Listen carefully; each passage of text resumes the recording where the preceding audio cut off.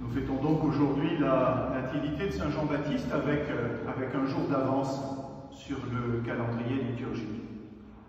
Saint Jean-Baptiste, le dernier et le plus grand des prophètes. La lignée des prophètes commence avec Élie, dont nous avons parlé ces temps-ci. Elle se termine avec Jean-Baptiste. En général, dans les Bibles, on dit qu'il y a 4 grands prophètes et 12 petits prophètes. Donc une lignée de 16 personnages qui ont pour fonction première de porter la parole de Dieu. La fonction première du prophète, c'est cela.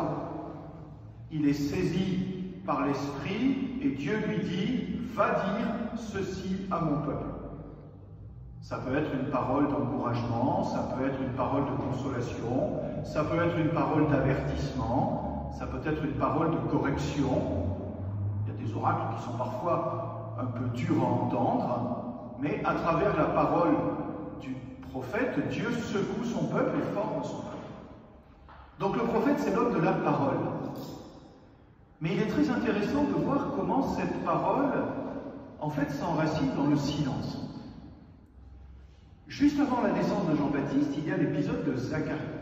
Vous savez, Zacharie est prêtre, il reçoit, pendant qu'il fait le service au temple, l'annonce que sa femme stérile va avoir un enfant. Il n'y croit pas, et pendant 9 mois, il est condamné au silence. Sa langue est muette, et elle ne s'ouvre que aujourd'hui, nous l'avons entendu dans l'Évangile, au moment de la naissance de l'enfant, et là, il entonne un hymne de louange.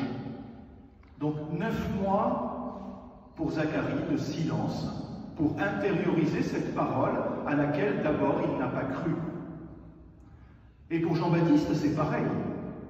Il sera consacré par Jésus au moment de la visitation dans le silence du sein de sa mère. Cette rencontre se passe sans parole.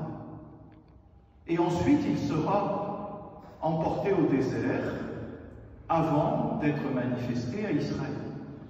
Le désert, c'est là aussi le lieu de la solitude et du silence. Autrement dit, vous voyez, avant de porter une parole, Zacharie d'abord, et ensuite son fils Jean-Baptiste, sont invités à la mûrir dans le silence. Et il me semble que c'est quelque chose que nous pouvons méditer, nous aussi. Aujourd'hui, on parle beaucoup. Nous avons tendance, nous aussi, à parler beaucoup. Peut-être un Jean-Baptiste qui sourit et qui se sent concerné. C'est valable pour les laïcs, c'est valable pour les chrétiens, comme les hommes de la parole, on parle beaucoup. Voilà. Et puis, autour de nous, la parole se multiplie. Songeons aux réseaux sociaux, songeons aux blogs, sur lesquels n'importe qui dit n'importe quoi. Dès qu'il y a une idée qui nous traverse la tête, allez, on la lance. C'est une parole qui est tellement foisonnante qu'elle a perdu son sens, je trouve. Et l'idée, c'est quoi? C'est que notre parole, si nous voulons qu'elle ait du poids, il faut faire comme Zacharie et Jean-Baptiste. Il faut d'abord la peser. Et il faut qu'il y ait dans notre vie, peut-être chaque jour, ou au moins régulièrement, des périodes de silence, où nous nous taisons et où nous laissons Dieu nous parler. Nous laissons cette parole de Dieu d'abord pénétrer en nous, et après, ce que nous disons aura plus de poids. J'en viens presque à rêver pour nous prêtres, vous savez, oui, la parole des prêtres, des évêques, des diacres, ceux qui parlent au nom du Seigneur dans l'Église.